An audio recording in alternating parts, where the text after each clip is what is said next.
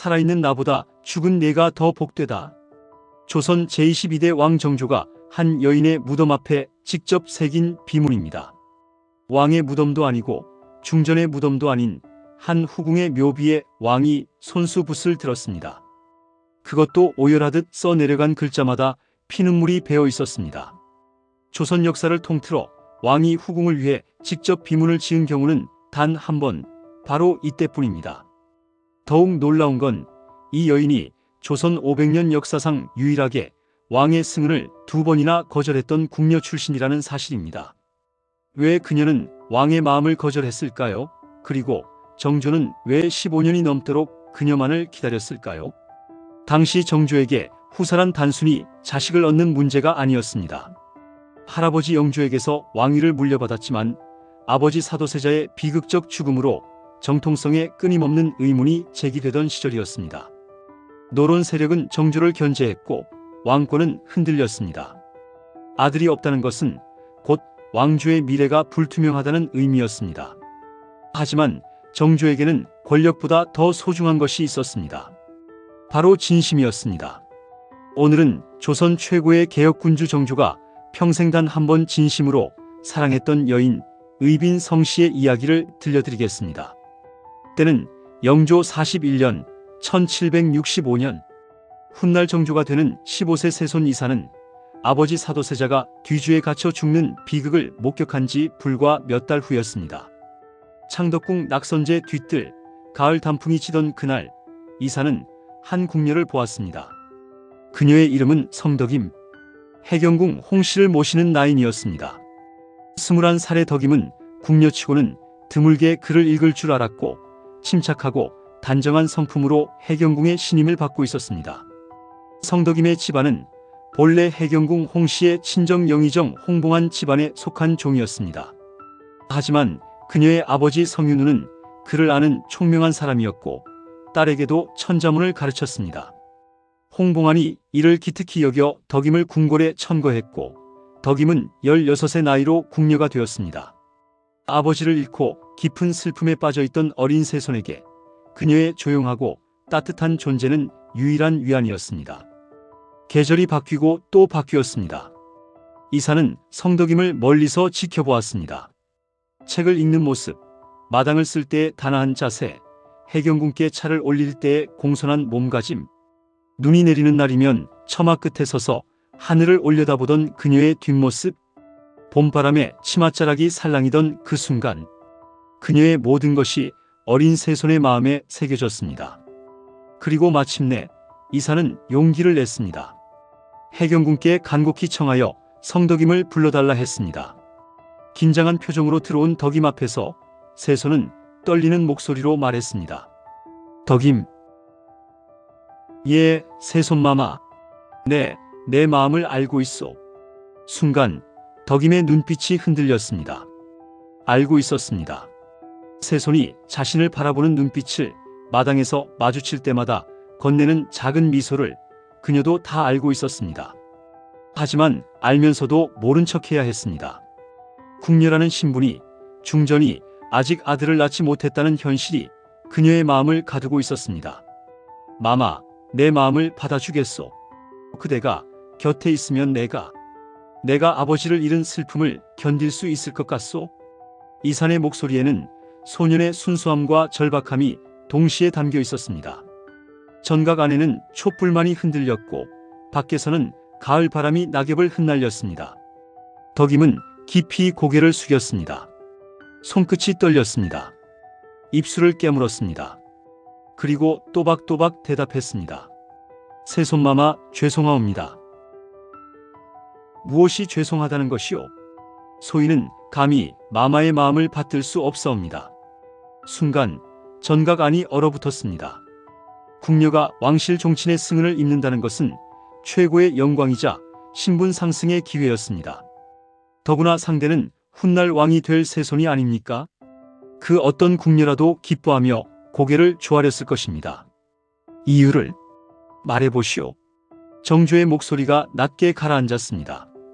화가 난 것이 아니라 슬픔에 잠긴 목소리였습니다.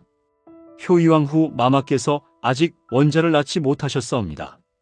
이 몸이 어찌 감히 중전마마보다 먼저 승은을 입사오리까? 만약 그런 일이 있다면 이는 곧 중전마마를 능멸하는 것이었고 대비마마와 해경궁마마의 명예에도 먹칠을 하는 것이옵니다. 덕임의 목소리는 떨렸지만 단호했습니다. 소인은 차라리 목숨을 끊겠나이다. 마마, 부디 소인의 마음을 헤아려 주시옵소서. 정조의 정비 효의왕 후 김씨는 당시 아직 아이가 없었습니다. 조선의 법도상 중전이 원자를 낳기 전에 후궁이 먼저 아들을 낳는 것은 큰 불경이었습니다. 성덕임은 바로 그 점을 들어 세손의 마음을 거절한 것입니다. 어린 이사는 충격에 빠졌습니다. 거절당할 거라고는 꿈에도 생각하지 못했습니다. 더구나 그 이유가 중전에 대한 예의 때문이라니 화를 낼 수도 억지를 부릴 수도 없었습니다. 그녀의 말이 옳았기 때문입니다. 긴 침묵이 흘렀습니다. 촛불이 타들어갔습니다. 밖에서는 까마귀가 울었습니다. 알았소. 물러가시오. 덕임이 물러간 뒤 이사는 한참을 그 자리에 서 있었다고 합니다. 거절당한 슬픔보다 더 큰 감정이 가슴을 채웠습니다. 바로 존경이었습니다. 목숨을 걸고 원칙을 지키는 저 여인이 어린 세손의 눈에는 그 어떤 신하보다 더 고결하게 보였습니다. 그날 밤 이사는 일기에 이렇게 썼습니다. 오늘 한 여인에게 마음을 고백했으나 거절당했다. 하지만 이상하게도 화가 나지 않는다. 오히려 그녀를 더 존경하게 되었다. 저런 사람이 내 곁에 있다면 나는 좋은 왕이 될 수 있을 것 같다. 여러분, 잠깐만요. 여기서 놀라운 반전이 일어납니다. 과연 성덕임이 거절한 진짜 이유는 정말 중전 때문만이었을까요? 아니면 그녀의 마음속에는 또 다른 갈등이 있었던 걸까요? 오늘 이야기가 마음에 드신다면 구독과 좋아요, 알림 설정 꼭 부탁드립니다. 여러분의 작은 관심이 더 좋은 역사 이야기를 만드는 힘이 됩니다. 그럼 이야기를 이어가겠습니다. 세월이 흘렀습니다. 1776년 영조가 세상을 떠나고 이사는 25의 나이로 왕위에 올랐습니다. 정조가 된 것입니다. 하지만 왕위에 오른다고 해서 모든 것이 해결되는 것은 아니었습니다.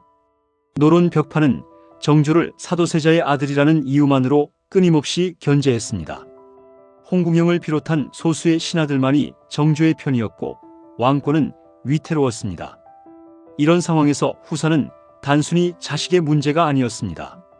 왕통의 정통성을 증명하고 반대 세력을 잠재우는 정치적 수단이었습니다. 효의왕후는 여전히 아들을 낳지 못했고 조정의 압박은 날로 심해졌습니다. 전하, 후궁을 들이셔야 하옵니다. 신하들은 매번 똑같은 말을 반복했습니다. 하지만 정조의 대답은 언제나 같았습니다. 과인에게는 이미 마음에 둔 사람이 있어. 왕이 되면서 가장 먼저 든 생각은 이제 성덕임을 다시 부를 수 있겠다는 것이었습니다. 하지만 현실은 녹록지 않았습니다. 효의왕후는 여전히 자식이 없었고 섣불리 후궁을 들였다가는 또 다른 정치적 파장이 일어날 수 있었습니다. 그래도 정조는 포기하지 않았습니다. 1780년 왕이 된 지 4년 만에 정조는 다시 한번 성덕임을 불렀습니다. 이제 36이 된 덕임은 여전히 해경궁을 모시고 있었습니다. 늦은 밤 대전에 홀로 남은 정조 앞에 덕임이 들어왔습니다. 촛불이 흔들렸습니다. 정조는 먼저 입을 열었습니다. 덕임아, 오랜만이오. 황공하옵니다, 전하. 그대는 그때 일을 기억하고 있소. 어찌 잊을 수 있겠나이까? 나도 잊지 못했소. 단 하루도 그대를 잊은 적이 없소. 정조의 목소리에는 애원이 섞여 있었습니다. 15세 소년의 풋풋한 고백이 아니라 한 남자의 간절한 청혼이었습니다. 이제는 내 마음을 받아주지 않겠느냐? 과인은 이 자리가 외롭소. 신하들은 왕만 보지 남자 이사는 보지 않소. 그대만이 내 진심을 알아주었소. 덕임의 눈가가 붉어졌습니다. 하지만 그녀는 고개를 들지 않았습니다. 전하, 왜 그러시오? 말해보시오. 중전마마께서 아직 원자를 낳지 못하셨사옵니다. 그것은 알고 있소.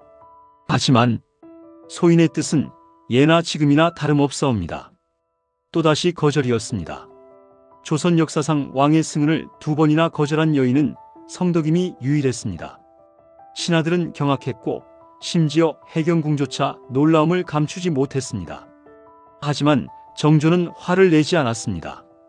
오히려 더욱 깊은 사랑에 빠졌습니다. 알겠소. 과인이 기다리겠소. 그대가 마음의 문을 열 때까지.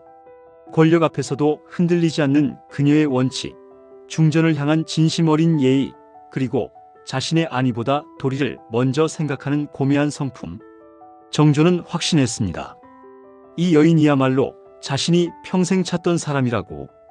그 후로도 정조는 성덕임을 잊지 못했습니다. 정사를 보다가도 밤하늘의 별을 보다가도 그녀의 모습이 떠올랐습니다. 왕으로서 할 수 있는 일이 많았지만 한 여인의 마음을 얻는 일만큼은 왕의 권력으로도 어쩔 수 없었습니다. 정조는 기다렸습니다.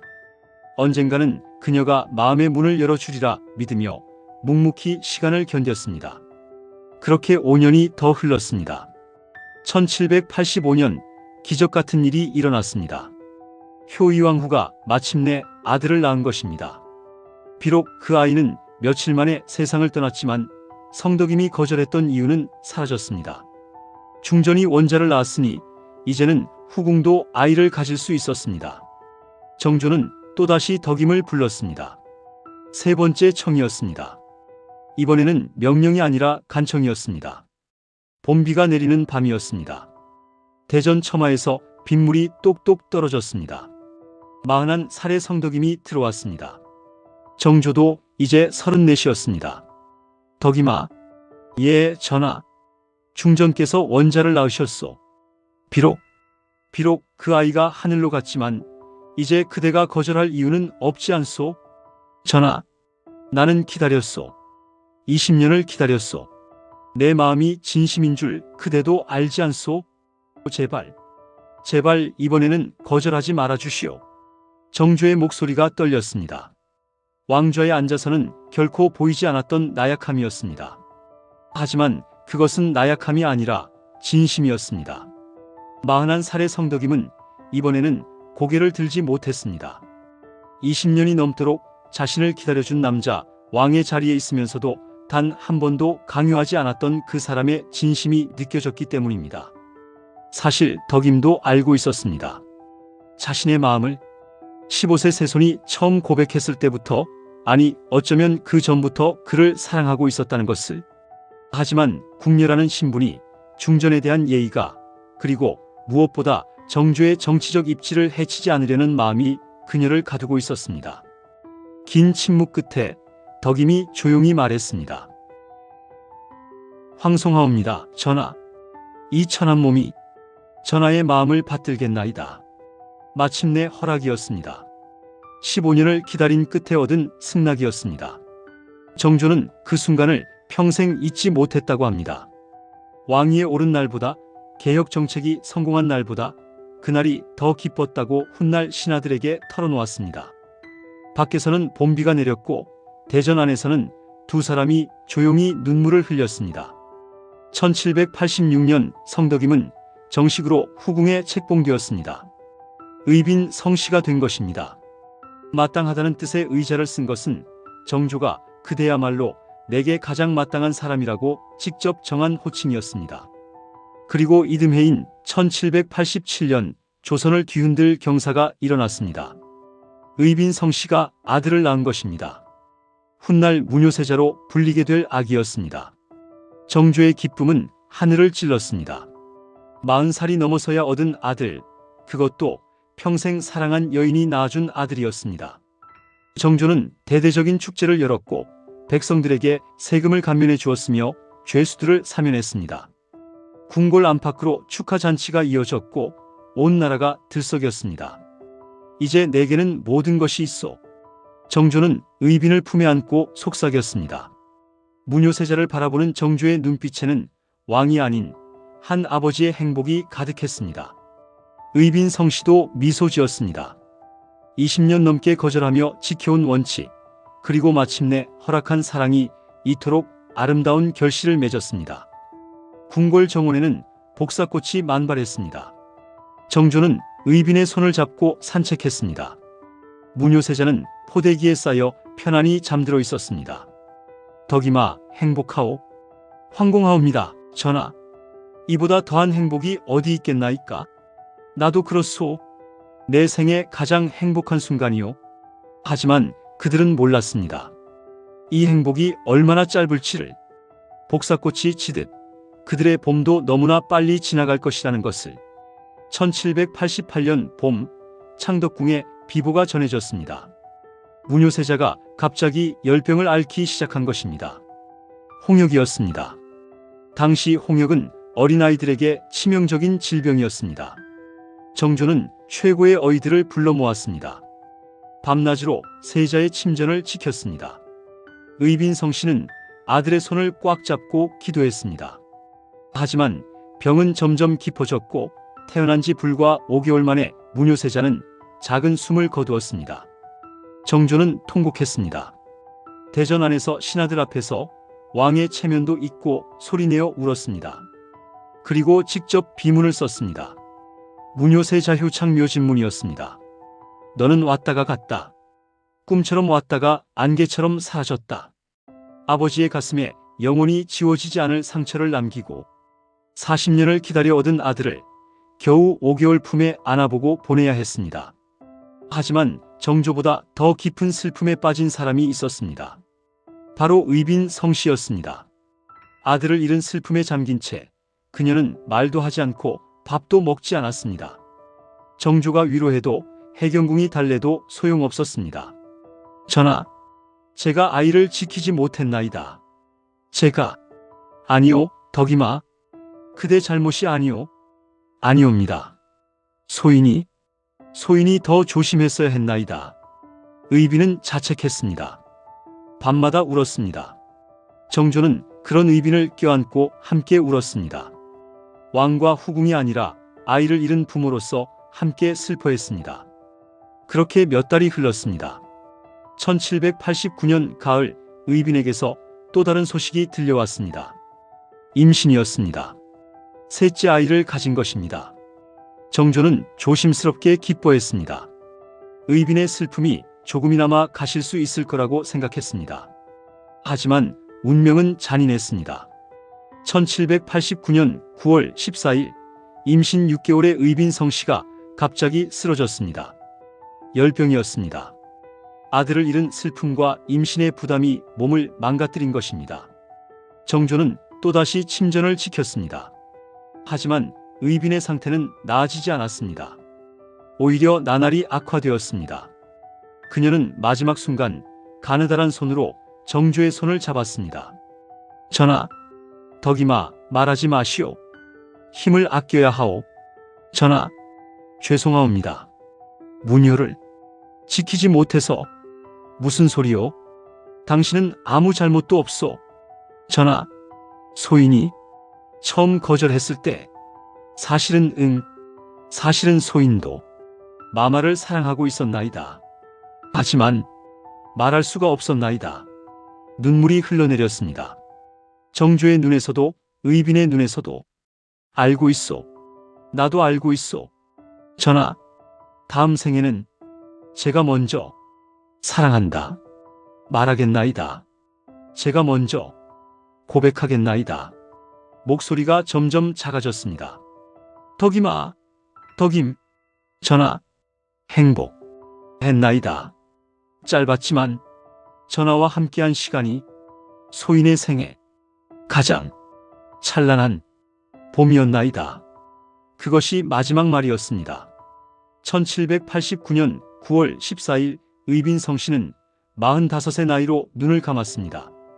뱃속의 아이와 함께 정조가 그토록 원했던 사랑, 15년을 기다린 끝에 얻은 행복은 고작 9개월 만에 끝나버렸습니다. 여러분, 이 이야기를 들으면서 어떤 생각이 드시나요? 사랑이란 무엇일까요? 권력으로도 얻을 수 없는 것, 시간으로만 증명할 수 있는 것, 그리고 죽음조차 끊을 수 없는 것. 정조와 의빈성 씨의 마지막 이야기를 들려드리겠습니다. 정조는 의빈성 씨의 장례를 왕비의 예에 준하여 치렀습니다. 그리고 직접 비문을 썼습니다. 조선 500년 역사상 왕이 후궁을 위해 직접 비문을 쓴 것은 이때가 유일했습니다. 제2빈묘표. 정조가 직접 지은 의빈의 묘비에는 이런 구절들이 있습니다. 살아있는 나보다 죽은 내가 더 복되다. 나는 이 슬픔을 안고 살아가야 하지만 너는 아들 곁에서 편히 쉴 수 있으니 내가 세손 시절 처음 마음을 고백했을 때 너는 중전을 생각하여 거절했고 왕이 된 뒤에도 같은 이유로 또 거절했다. 너의 그 고결한 마음을 나는 평생 존경했다. 비록 9개월이라는 짧은 시간이었지만 너와 함께한 그 시간이 내 생애 가장 행복한 날들이었다. 그리고 이런 구절도 있습니다. 너는 2번이나 나를 거절했다. 하지만 그 거절은 나를 더욱 사랑하게 만들었다. 원칙을 지키는 너의 모습에서 나는 진정한 고귀함을 보았다. 문효를 낳고 내가 했던 말을 기억한다. 이 아이가 훌륭한 왕이 되도록 키우겠습니다라고. 하지만 하늘은 우리에게 그 시간조차 주지 않았다. 이제 너는 문효 곁에 있다. 둘이 함께 하늘나라에서 나를 지켜보고 있겠지. 나도 곧 그곳에 가서 너희를 만날 것이다. 그때는 왕도 후궁도 아닌 그저 한 남자와 한 여자로 만나자. 나는 너에게 사랑한다는 말을 100번도 더 하고 싶었다. 하지만 왕이라는 자리가 신하들의 눈이 그것을 허락하지 않았다. 이제 이 비문을 통해 세상에 남긴다. 나 정조는 의빈 성씨를 진심으로 사랑했다고. 정조는 의빈을 잃은 뒤 크게 변했습니다. 이전보다 더 강하게 개혁을 추진했지만 동시에 더욱 외로워 보였습니다. 신하들은 왕이 밤마다 의빈의 묘소 방향을 바라본다는 것을 알고 있었습니다. 정조는 매년 의빈의 기일이 되면 직접 묘소를 찾았습니다. 왕이 직접 후궁의 묘를 참배하는 것은 전례가 없는 일이었지만 정조는 개의치 않았습니다. 그리고 문효세자가 묻힌 효창묘를 확장하여 의빈의 묘를 나란히 조성했습니다. 어머니와 아들이 함께 있도록 한 것입니다. 1800년 정조도 세상을 떠났습니다. 49의 나이였습니다. 그가 남긴 수많은 업적과 개혁 중에서 후세 사람들이 가장 감동한 것은 의외로 한 여인에 대한 그의 사랑이었습니다. 2번이나 거절당했지만 15년을 기다렸고 9개월의 행복을 얻었지만 평생의 슬픔을 안았던 사랑. 왕의 권력으로도 어쩔 수 없었던 오직 진심만으로 얻어낸 사랑. 그리고 죽음 앞에서조차 사랑한다고 말하지 못했던 조선 최고의 군주 정조의 가슴 아픈 사랑 이야기. 의빈 성씨의 묘는 지금도 서울 서초구에 남아 있습니다. 문효세자의 묘와 나란히 있습니다. 그 묘비에는 여전히 정조가 직접 쓴 글씨가 새겨져 있습니다. 살아있는 나보다 죽은 내가 더 복되다. 230여 년이 지난 지금도 그 문장은 여전히 사람들의 가슴을 울립니다. 왕좌보다 더 소중했던 사랑, 권력보다 더 간절했던 마음, 그리고 죽음보다 짧았던 찬란한 봄. 정조는 평생 개혁군주로 기억되길 원했습니다. 하지만 역설적이게도 사람들이 가장 기억하는 것은 그의 정치적 업적이 아니라 한 여인을 향한 변치 않는 사랑입니다. 권력으로는 얻을 수 없었던 것, 시간으로만 증명할 수 있었던 것, 그리고 죽음조차 끊을 수 없었던 것. 그것이 바로 진심이었습니다. 정조와 의빈 성씨의 이야기는 그렇게 역사 속에 영원히 기록되었습니다. 오늘 이야기가 여러분의 마음에 와닿으셨다면 구독과 좋아요, 알림 설정 부탁드립니다. 다음 편에서는 또 다른 궁중의 숨겨진 이야기로 찾아뵙겠습니다. 시청해주셔서 감사합니다.